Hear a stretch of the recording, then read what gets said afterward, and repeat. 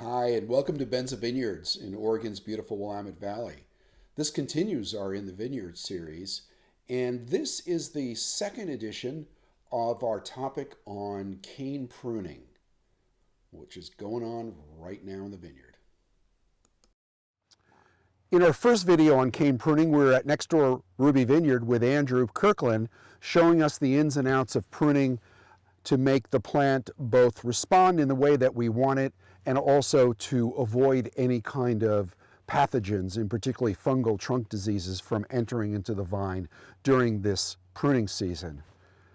But there's a lot more to pruning than that specific work. There's a great deal that has to be done in order to have this effect, which is what you're looking at here and behind me is the finished product of pruning. So let's go into that a little bit.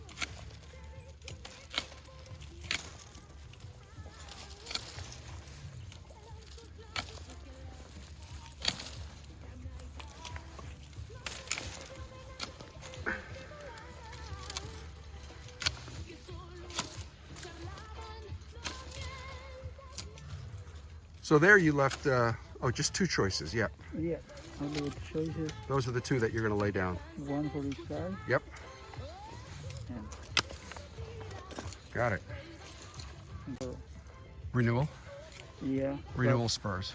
But for when the time is coming out, we can have it on the center, and we have a more clusters. Yeah, so you bring it into the middle of the trunk, the crown. Yeah. So you're thinking, that's for next year? Yes. Yep. It is. So you're thinking always 2 years, maybe even 3. Great. Yeah. This one is a little bit skinny, but if we can take it this one too.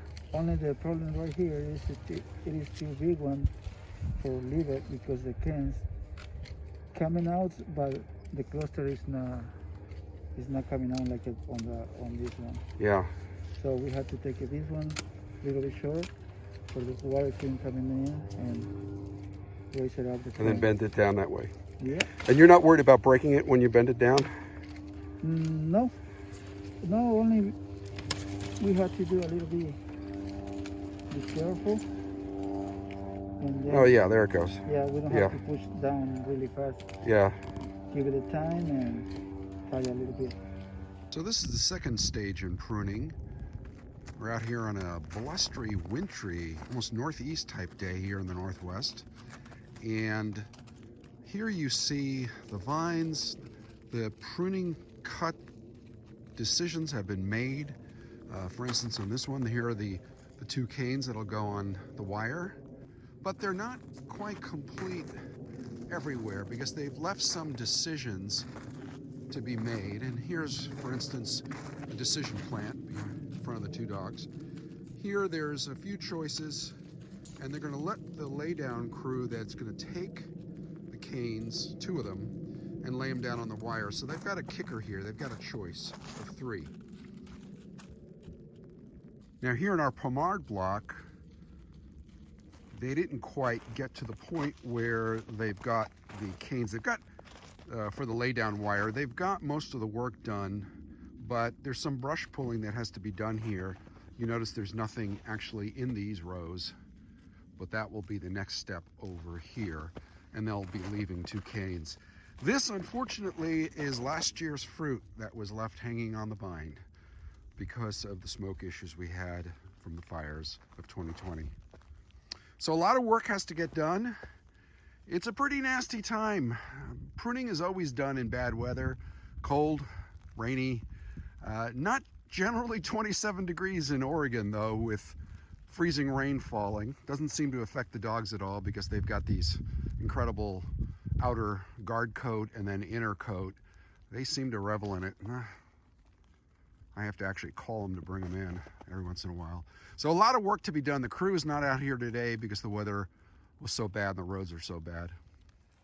The next stage is being done by these 2 women who are cleaning up the 2 selected canes that are going to be the laydown canes on the wire.